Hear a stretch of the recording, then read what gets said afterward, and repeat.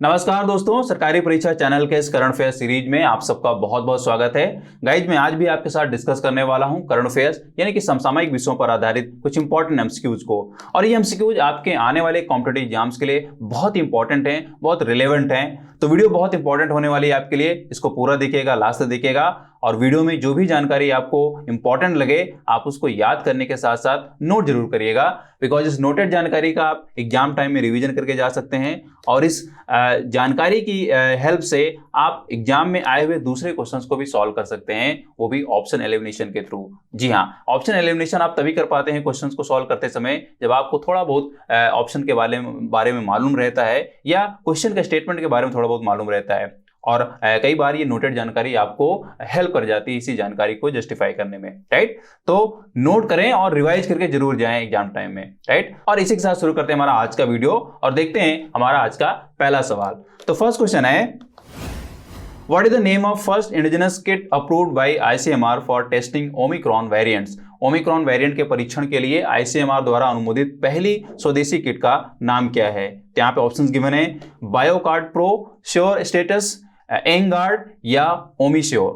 तो यहाँ पे सही ऑप्शन जान लें। सही ऑप्शन यहाँ पे है ओमिश्योर जी।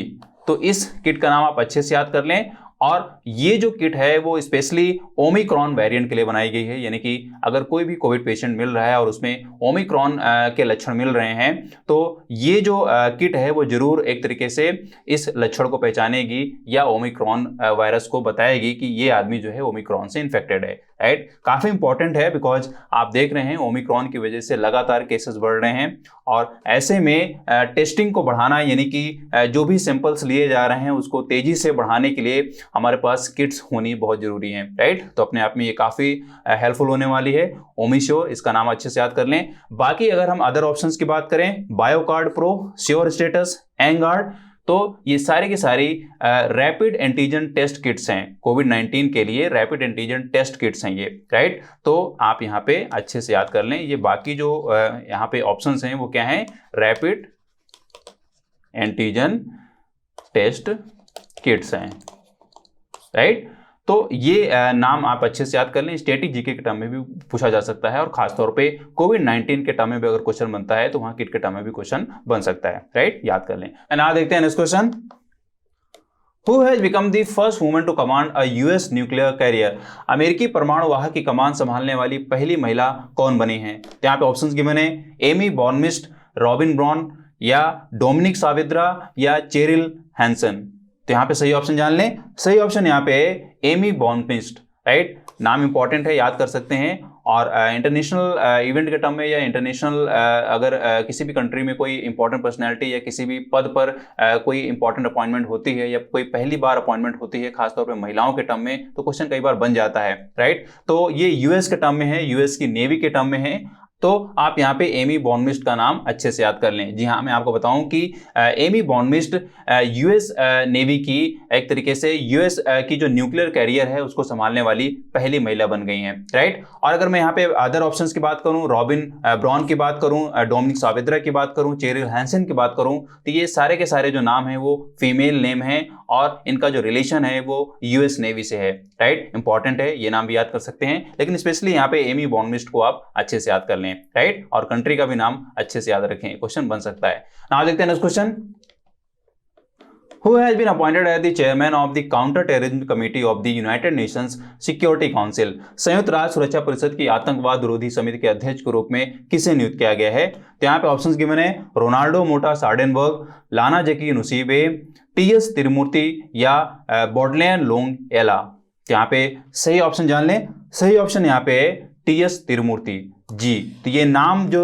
इसका जो रिलेशन है वो भारत से रिलेशन है और इनकी जो अपॉइंटमेंट हुई है काफ़ी इंपॉर्टेंट पद पे हुई है। जी हाँ, यहाँ पे जो इंपॉर्टेंट अपॉइंटमेंट हुई है टीएस तिरुमूर्ति की, वो काउंटर टेररिज्म कमेटी जो कि यूनाइटेड नेशन की सिक्योरिटी काउंसिल है, राइट। तो उसकी अध्यक्षता करने के लिए यहाँ पे टीएस तिरुमूर्ति को अपॉइंट किया गया भारत की तरफ से। जी हाँ, भारत को मौका मिल रहा है यहाँ पे काउंटर टेररिज्म कमेटी की अध्यक्षता करने के लिए जी। तो ये आप अच्छे से याद कर लें, counter terrorism committee of the United nation security council.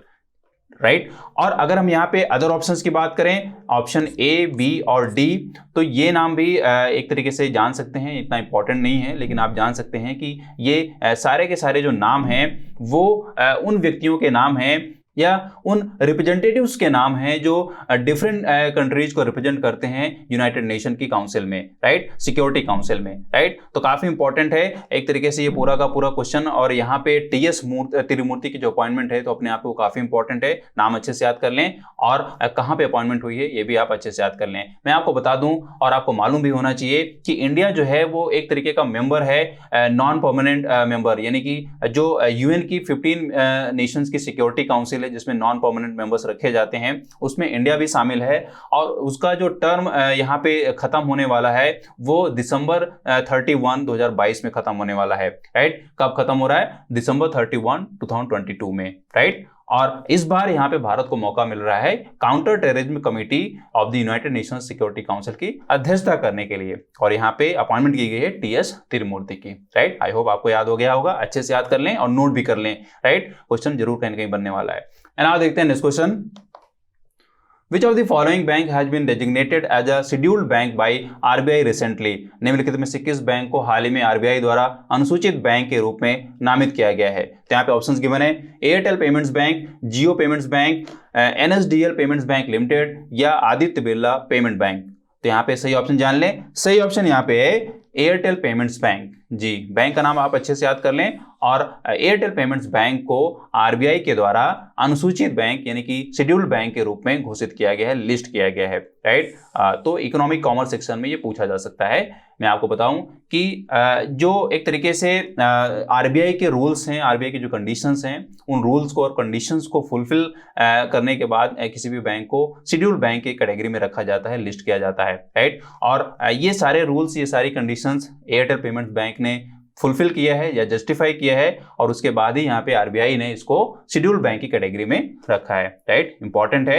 मैं आपको बता दूं एयरटेल पेमेंट बैंक जो है वो इंडिया का एक तरीके से फास्टेस्ट ग्रोइंग बैंक है। और अगर हम यूजर के पॉइंट ऑफ व्यू से देखें तो एयरटेल पेमेंट्स बैंक के पूरे देश में यानी कि भारत देश में 115 मिलियन यूजर्स हैं। कितने हैं? 115 मिलियन यूजर्स हैं। ये भी एक तरीके से इंपॉर्टेंट डेटा है, इसके टर्म में भी क्वेश्चन बन सकता है, राइट। तो आप एक तरीके से इसको याद कर लें, 115 मिलियन यूजर्स हैं। और अगर हम मर्चेंट्स के टर्म में देखें तो पूरे भारत में 8 million merchants Airtel payments bank की सर्विस ले रहे हैं। कितने ले रहे हैं? 8 मिलियन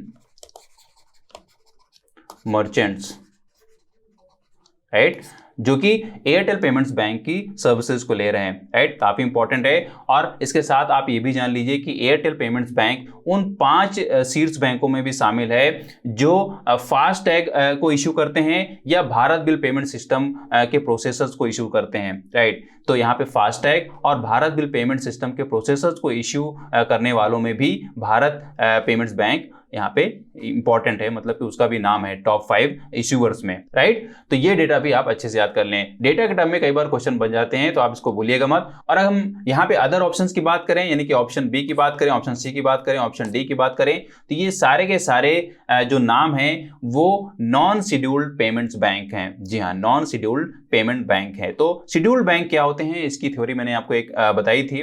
आप इसको एक बार फिर से रिवाइज करना चाहें तो आप जरूर इस पे डिटेल में जाएं। शेड्यूल्ड बैंक्स क्या होते हैं, नॉन शेड्यूल्ड पेमेंट्स बैंक क्या होते हैं, राइट। और एक तरीके से यहाँ पे आप एक पूरा इनके इंडिविजुअल उसमें जा सकते हैं, यानी कि जियो पेमेंट्स बैंक को भी आप अलग से पढ़ सकते हैं, आदित्य बिरला पेमेंट बैंक को भी अलग से पढ़ सकते हैं, और एनएसडीएल को भी अलग से आप पढ़ सकते हैं। इकोनॉमिक कॉमर्स सेक्शन में कई बार ऐसे सवाल बन जाते हैं, राइट।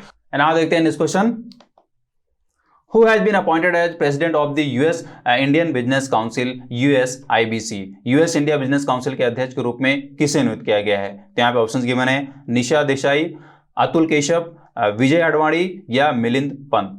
तो यहाँ पे सही ऑप्शन जान लें, सही ऑप्शन यहाँ पे है अतुल केशव। जी, नाम यहाँ पे आप अच्छे से याद कर लें और जहाँ पे अपॉइंटमेंट हुई है वो भी आप याद कर लें। जी, किस काउंसिल में हुई है? यूएस इंडिया बिजनेस काउंसिल, जिसको शॉर्ट में हम यूएसआईबीसी भी बोलते हैं, राइट। और अगर हम यहाँ पे अदर ऑप्शंस की बात करें, निशा देसाई की बात करें, तो मैं आपको बताऊं कि निशा देसाई को ही रिप्लेस करके अतुल केशव को यहाँ पे रखा गया है, यानी कि अतुल केशव की जो अपॉइंटमेंट हुई है यूएसआईबीसी में वो निशा देसाई की जगह पे हुई है, राइट। और अगर हम बात करें विजय आडवाणी की, तो मैं आपको बताऊं कि विजय आडवाणी यूएसआईबीसी बोर्ड के चेयरमैन हैं, राइट। किसके हैं? चेयरमैन हैं। देखिए यहाँ पे ये सारे के सारे जो नाम है वो यूएसआईबी से ही रिलेट कर रहे हैं। तो आपको मैं बता दूं कि ये निशा देसाई जो है वो पूर्व यहाँ पे प्रेसिडेंट रह चुकी हैं, राइट। यहाँ लिख दे रहा हूं, आप ये नाम भी अच्छे से याद कर लें, प्रीवियस प्रेसिडेंट। और ये सारे के सारे यूएसआईबी से रिलेट कर रहे हैं। और अगर हम बात करें मिलिंद पंत की, तो मैं आपको बताऊं कि मिलिंद पंत यूएसआईबीसी बोर्ड में वाइस चेयरमैन है, राइट। क्या है ये? वाइस चेयरमैन है। ये नाम आप अच्छे से याद कर लें, क्वेश्चन पूछा जा सकता है। और साथ में यहाँ पे यूएसआईबीसी को भी आप अलग से पढ़ सकते हैं, राइट। नाउ देखते हैं next question. Who has been appointed as the new Director General of the National Mission for Clean Ganga? राष्ट्रीय स्वच्छ गंगा मिशन के नए महानिदेशक के रूप में किसे नियुक्त किया गया है? तो यहाँ पे ऑप्शंस गिवन है, श्री अशोक कुमार सिंह, श्री विनोद कुमार, श्री जी अशोक कुमार या डॉक्टर प्रवीण कुमार। तो यहाँ पे सही ऑप्शन जान लें। सही ऑप्शन यहाँ पे है श्री जी अशोक कुमार जी। ये नाम आप अच्छे से याद कर लें, बिकॉज मैं आपको बताऊं कि यहाँ पे जो बात की जा रही है national mission for clean Ganga, right, यानी कि जिसको हम शॉर्ट में बोलते हैं एनएमसीजी। क्या बोलते हैं? NMCG, right. तो एनएमसीजी के डायरेक्टर जनरल बनाए गए हैं श्री जी अशोक कुमार, राइट। इंपॉर्टेंट है, आप ये नाम अच्छे से याद कर लें। और यहाँ पे हम अदर ऑप्शंस की भी अगर बात करें तो ये सारे के सारे नाम एनएमसीजी से ही रिलेट करते हैं, लेकिन यहाँ पे हम बात कर लेते हैं कि ये बाकी के जो नाम है वो किस पद पर हैं जी। अगर हम बात करें श्री अशोक कुमार सिंह की, तो मैं आपको बताऊं कि श्री अशोक कुमार सिंह एग्जीक्यूटिव डायरेक्टर हैं एनएमसीजी में, राइट। क्या है? एग्जीक्यूटिव डायरेक्टर हैं एनएमसीजी में। और अगर हम बात करें श्री विनोद कुमार की, तो ये डायरेक्टर मतलब कि कोऑर्डिनेशन फील्ड में डायरेक्टर हैं एनएमसीजी में जी। और अगर हम बात करें डॉक्टर प्रवीण कुमार की, तो ये डायरेक्टर हैं एनएमसीजी में, राइट। तो ये नाम आप अच्छे से याद कर सकते हैं, लेकिन यहाँ पे इंपॉर्टेंट जो है वो है एनएमसीजी, यानी कि national mission for clean Ganga. काफी इंपॉर्टेंट है और इसकी एक तरीके से डिटेल आपको जरूर रखनी चाहिए, इसको डिटेल में जरूर जाना चाहिए और आपको हर एक एस्पेक्ट में यहाँ पे डेटा को सर्च करके याद करना चाहिए, दिमाग में एक तरीके से रख लेना चाहिए। बिकॉज आपको मालूम होना चाहिए कि national mission for clean Ganga एक तरीके से मोदी गवर्नमेंट का बहुत ही एम्बिशियस एक तरीके का ये मिशन रहा है। और एक तरीके से जब आप डेटा निकालेंगे तो सबसे इंपॉर्टेंट पहलू आपको ये देखना है कि इस मिशन की अब तक की क्या क्या अचीवमेंट्स रही हैं, राइट। और इस मिशन को अब तक कितना बजट एलोकेट किया जा चुका है, इसका आउटपुट कितना आया है, मतलब कि इसके रिजल्ट्स क्या आए हैं, और खास तौर पे गंगा के किनारे आने वाली जो सिटीज हैं उन सिटीज को यहाँ पे इस मिशन के तहत क्या क्या फायदा मिला है, राइट, डेवलपमेंट के टर्म में। और खास तौर पे गंगा कितनी वहां पे साफ हुई है, ये सारे डायमेंशन में आप पढ़ सकते हैं। बिकॉज अगर आप सिविल सर्विसेज और खास तौर पे आईएएस का मेंस लिखने जा रहे हैं और या उसकी तैयारी कर रहे हैं, तो कई बार इस तरह के क्वेश्चन पूछ लिए जाते हैं। आपको डेटा के रूप में इन डायमेंशंस को जरूर दिमाग में रखना चाहिए। जब आप इसकी जानकारी रखते हैं तो जरूर आप वहां पे एक बेटर आंसर लिख पाते हैं, राइट। तो डिटेल में जरूर जाएं। नाउ देखते हैं next question. Which Padmashri awardee social worker of Maharashtra has passed away recently? Maharashtra के किस पद्मश्री पुरस्कार से सम्मानित सामाजिक कार्यकर्ता का हाल ही में निधन हो गया है? तो यहाँ पे ऑप्शंस गिवन है, कैलाश सत्यार्थी, मेधा पाटकर, सुनीता कृष्णन या सिंधुताई सपकाल। यहाँ पे सही ऑप्शन जान लें। सही ऑप्शन यहाँ पे है सिंधुताई सपकाल जी। नाम अच्छे से याद कर लें। सिंधुताई सपकाल का देहावसान हो गया है और ये महाराष्ट्र की रहने वाली थी और इनको पद्म श्री अवार्ड मिल चुका था, जी हाँ। और ये काफी जानी मानी सम्मानित सामाजिक कार्यकर्ता थी, राइट। तो अगर आप यहाँ पे महाराष्ट्र का कोई एग्जाम देने जा रहे हैं तो एक तरीके से आपको डिटेल में जरूर जाना चाहिए कि सिंधुताई सपकाल का जो फील्ड रही है सामाजिक कार्यकर्ता के रूप में, उस फील्ड में इनकी क्या क्या अचीवमेंट्स रही हैं, इन्होंने कोई संस्था बनाई है क्या, और उस संस्था की अगर इन्होंने कोई संस्था बनाई है तो उसकी अचीवमेंट किस तरीके से रही है अभी तक, राइट। क्वेश्चन ऐसे भी कई बार बन जाता है, राइट। तो अगर आप स्पेशली महाराष्ट्र को एग्जाम देने जा रहे हैं तो जरूर इनके बारे में डिटेल में पढ़िए। और अगर मैं यहाँ पे अदर ऑप्शन की बात करूँ, कैलाश सत्यार्थी की बात करूँ, मेधा पाटकर की बात करूं, सुनीता कृष्णन की बात करूं, तो ये सारे के सारे जो नाम हैं वो इंडिया के फेमस सामाजिक कार्यकर्ता हैं, यानी कि सोशल वर्कर हैं, राइट। और स्पेशली इसमें आपको मालूम होना चाहिए कि कैलाश सत्यार्थी जो हैं उनको 2014 का नोबेल पीस प्राइज भी मिल चुका है, राइट। कब मिला था? 2014 का नोबेल पीस प्राइज मिल चुका है, राइट। और अगर आपने इसको पढ़ा हो पहले तो आपको मालूम होना चाहिए कि 2014 का जो नोबेल पीस प्राइज मिला था वो 3 व्यक्तियों को मिला था। तो उनमें से एक तो यहाँ पे कैलाश सत्यार्थी थे, बाकी जो 2 नाम क्या थे वो मैं आपके ऊपर छोड़ता हूँ, आप याद कर सकते हैं, हालांकि इतना आप इंपॉर्टेंट नहीं है, लेकिन आप यहाँ पे कैलाश सत्यार्थी के टर्म में ज्वाइंटली चूंकि ये दिया गया था तो आप नाम जरूर याद कर सकते हैं, बिकॉज क्वेश्चन ऐसे भी पूछा जा सकता है, राइट। याद कर लें। नाउ देखते हैं next question. Where has the new variant of coronavirus IHU been identified recently? हाल ही में कोरोना वायरस के नए स्वरूप IHU की पहचान कहाँ की गई है? तो यहाँ पे ऑप्शंस गिवन है, चाइना, फ्रांस, इंडिया या रशिया। तो यहाँ सही ऑप्शन जान लें, सही ऑप्शन यहाँ पे है फ्रांस जी। तो फ्रांस में कोरोना वायरस के नए वेरिएंट की पहचान की गई है जिसका नाम दिया गया है IHU जी। तो इस वेरिएंट को भी आप अच्छे से याद कर लें। और अगर हम यहाँ पे बात करें कि इसकी मतलब कि IHU जो है वो कितना खतरनाक है, तो मैं आपको बता दूं कि फ्रांस में जब इसको आइडेंटिफाई किया गया तो वहाँ के साइंटिस्ट और वहाँ के शोधकर्ताओं ने बताया है कि IHU जो है वो नए वेरिएंट ओमिक्रॉन से भी ज़्यादा खतरनाक है, राइट। तो एक तरीके से अब बहुत ही सावधान होने की जरूरत है, बिकॉज मैं आपको बता दूं कि ओमिक्रॉन के भी केसेस पूरी दुनिया में बहुत तेजी से बढ़ रहे हैं, राइट। और उसमें इस नए वेरिएंट का आना यानी कि IHU का आना भी अपने आप में एक तरीके से बहुत ही खतरनाक हो सकता है, राइट। तो अब आपको बहुत ही सावधान हो जाने की जरूरत है, बिकॉज अगर मैं यहाँ पे स्पेशली IHU की बात करूं और IHU के टर्म में जो स्टेटमेंट है फ्रांस के साइंटिस्ट और वहाँ के जो शोधकर्ता हैं उनके अगर स्टेटमेंट को देखें तो उनका कहना है कि ये बहुत ही ज़्यादा मतलब इसका जो म्यूटेटेड स्ट्रेन जो बन रहा है वो बहुत ही एक तरीके से कॉम्प्लेक्स बन रहा है और बहुत ही इसमें एक तरीके से कॉम्प्लेक्सिटी है जो कि ओमिक्रॉन से भी ज़्यादा खतरनाक हो सकता है, राइट। तो मैं बार बार इस चीज़ को आपको एक तरीके से जोर दे रहा हूं कि अब आपको एक तरीके से बहुत ज़्यादा सावधान होने की जरूरत है क्योंकि पूरी दुनिया में केसेस बढ़ रहे हैं, राइट। नाउ देखते हैं next question. Which super app has announced India's first global index of cryptocurrencies IC15 recently? किस सुपर ऐप ने हाल ही में भारत के पहले वैश्विक क्रिप्टो करेंसी सूचकांक IC15 को जारी किया है? तो यहाँ पे ऑप्शंस गिवन है, कॉइनबेस, क्रिप्टोवायर, विनैक या कॉइन स्टैट्स।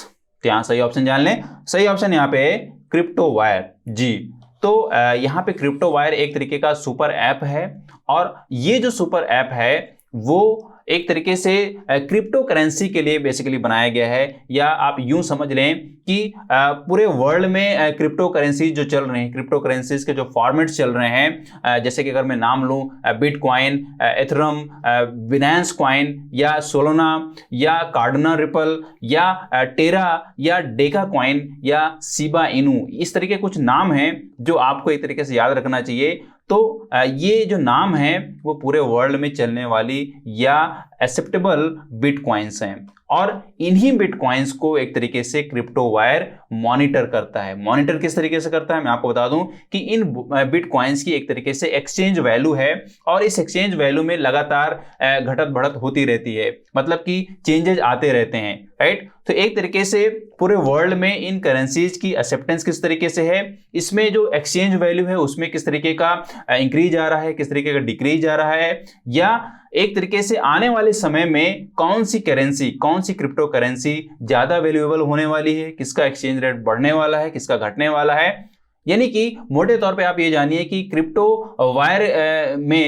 वायर में इस इंडेक्स को बनाने वाली जो गवर्निंग बॉडी है, जो गवर्निंग कमेटी है, और इस कमेटी में जो डोमेन एक्सपर्ट शामिल किए जाते हैं या जो एकेडमिशियन शामिल किए जाते हैं या जो इंडस्ट्री की समझ रखने वाले लोग शामिल किए जाते हैं, उनके द्वारा इस इंडेक्सिंग में एक तरीके से ये जांचा जाता है, ये परखा जाता है, ये मॉनिटरिंग की जाती है कि वर्ल्ड लेवल पे ये जो करेंसीज चल रही हैं इनमें किस तरीके से चेंजेज आ रहे हैं, किस तरीके से एक्सेप्टेंस बढ़ रही है या इसमें एक्सचेंज वैल्यू घट रही है या बढ़ रही है, राइट। और मोटे तौर पे मैं आपको ये भी बता दूं कि अगर हम स्पेशली क्रिप्टो वायर की बात करें तो क्रिप्टो वायर की ये जो गवर्निंग कमेटी है, यानी कि इंडेक्स बनाने वाली जो गवर्निंग कमेटी है, वह हर क्वार्टर में यानी कि क्वार्टरली वह इन करेंसीज को मॉनिटर करेगी, मेंटेन करेगी, एडमिनिस्टर करेगी और एक तरीके से रीबैलेंस करेगी इस इंडेक्स को, ताकि वर्ल्ड लेवल पे एक समझ आए, एक तरीके से जानकारी मिल पाए कि इन क्रिप्टो करेंसीज की किस तरीके से एक्सेप्टेंस बढ़ रही है या इसमें एक्सचेंज वैल्यू में किस तरीके का वेरिएशन आ रहा है।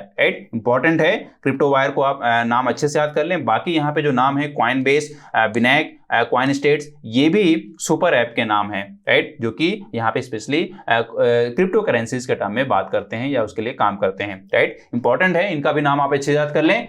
और यहाँ पे साथ में मैं आपको एक और चीज बता दूं, वो ये है कि ये जो इंडेक्स बनाया गया है IC15, इस इंडेक्स को बनाने के लिए बेस वैल्यू क्या रखी गई है, यानी कि किस बेस वैल्यू पे इस इंडेक्स को तैयार किया गया है और इस बेस वैल्यू को तय करने की बेस डेट क्या है। राइट, बिकॉज जब भी इस तरीके की इंडेक्सिंग की जाती है, खासतौर पर इकोनॉमिक कॉमर्स सेक्शन में, वहां पे कोई ना कोई बेस वैल्यू रखी जाती है या कोई ना कोई बेस डेट रखी जाती है। राइट, तो आप उस बेस वैल्यू को और बेस डेट को भी अच्छे से याद कर लें, क्वेश्चन वहां से भी कई बार पूछ लिया जाता है। जी हाँ, अगर हम यहाँ पे IC15 की बेस वैल्यू की बात करें तो मैं आपको बता दूं, IC15 की जो बेस वैल्यू है वो है 10,000। क्या है? 10,000। और इसकी जो बेस डेट है वो 1 अप्रैल 2018 है। राइट, क्या है? 1 अप्रैल 2018 है। राइट, तो ये दोनों चीज यानी कि बेस वैल्यू और बेस डेट दोनों को आप अच्छे से याद कर लें, क्वेश्चन इनके टर्म में भी बन सकता है। राइट, नाउ देखते हैं next question. Who has won the Ramnath Goenka Award 2021 in the photo journalism category? Photo पत्रकारिता की श्रेणी में रामनाथ गोयनका पुरस्कार 2021 किसने जीता है? तो यहाँ पे ऑप्शंस गिवन है, जीशान ए लतीफ, सी सुरेश कुमार, सुशांत कुमार सिंह या निहाल कोसी। तो यहाँ पे सही ऑप्शन जान ले। सही ऑप्शन यहाँ पे है जीशान ए लतीफ जी। नाम आप अच्छे से याद कर लें। और बात की जा रही है यहाँ पे रामनाथ गोयनका पुरस्कार 2021 की जी। तो ये पुरस्कार जीता है जीशान ए लतीफ ने। राइट, इंपॉर्टेंट है, रामनाथ गोयनका अवार्ड को आप डिटेल में जरूर पढ़ सकते हैं, पत्रकारिता फील्ड का ये अवार्ड है। राइट, और अगर हम यहाँ पे अदर ऑप्शंस की बात करें, सी सुरेश कुमार की बात करें, सुशांत कुमार सिंह की बात करें, निशाल कोसी की बात करें, तो ये भी पत्रकारिता की फील्ड में फेमस नाम है, यानी कि जर्नलिज्म की फील्ड में ये फेमस नाम है और इनको भी ये अवार्ड मिल चुका है। राइट, मैं आपको बताऊं कि सुरेश कुमार को 2020 में ये अवार्ड मिला हुआ है, वो भी फोटो जर्नलिस्ट कैटेगरी में। राइट, कब मिला है? 2020 में इनको ये पुरस्कार मिला है। राइट, और अगर हम बात करें सुशांत कुमार सिंह की, तो इनको भी ये पुरस्कार मिल चुका है 2020 में, लेकिन इनकी जो कैटेगरी रही है वो पॉलिटिक्स और गवर्नमेंट कैटेगरी की रही है, यानी कि जर्नलिज्म की पॉलिटिक्स और गवर्नमेंट कैटेगरी में इनको ये अवार्ड मिला हुआ है। राइट, और अगर हम बात करें निशाल कोसी की, तो इनको 2021 में ये अवार्ड मिला है। 2021 में अवार्ड मिला है, लेकिन किस कैटेगरी में? जी हाँ, कैटेगरी आप जान लें, इनको स्पोर्ट्स कैटेगरी में, यानी कि स्पोर्ट्स जर्नलिज्म को कवर करने के लिए इनको ये अवार्ड मिला है, रामनाथ गोयनका पुरस्कार 2021। राइट, तो यहाँ पे ये बाकी नाम भी आप याद कर सकते हैं, इनके टर्म में भी क्वेश्चन बन सकता है। राइट, और दोस्तों यही थे हमारे आज के इंपॉर्टेंट क्वेश्चंस, जो जरूर आपके आने वाले कॉम्पिटिटिव एग्जाम्स के लिए हेल्पफुल हो सकते हैं या उसमें पूछे जा सकते हैं। और अगर ये वीडियो आपको हेल्पफुल लगी है तो इसको आप लाइक करें, शेयर करें, और अगर आप चैनल में नए हैं तो इसको आप सब्सक्राइब कर लें, साथ में बेल आइकन को प्रेस कर लें ताकि इंपॉर्टेंट वीडियोज आपसे मिस ना हो। और अगर आप सोशल मीडिया में फेसबुक, इंस्टाग्राम और टेलीग्राम पे हैं तो वहां भी आप हमको फॉलो करें, वहां पे भी हम एग्जाम से रिलेटेड बहुत सारी इंफॉर्मेशन आपको देते रहते हैं। और अगर आप ज्यादा करंट अफेयर्स पढ़ना चाह रहे हैं तो आप हमारी साइट पे जाइए, वहां पे आपको डेली करंट अफेयर्स दी जाती है पॉइंट वाइज, ताकि आप इन डिफरेंट फील्ड्स की न्यूज को या करंट अफेयर्स को डिटेल में पढ़ पाएं, पॉइंट में पढ़ पाएं, आसानी से पढ़ पाएं और याद कर पाएं, और इसको नोट भी कर पाएं, ताकि इस नोटेड जानकारी का एग्जाम टाइम में रिवीजन करके जा पाएं और इसकी हेल्प ले पाएं क्वेश्चंस को सॉल्व करने में। राइट, तो जरूर जाएं साइट पे, पढ़ते रहिए, मस्त रहिए, और मिलता हूं आपसे नेक्स्ट वीडियो में। तब तक के लिए have a nice day, great day and thank you.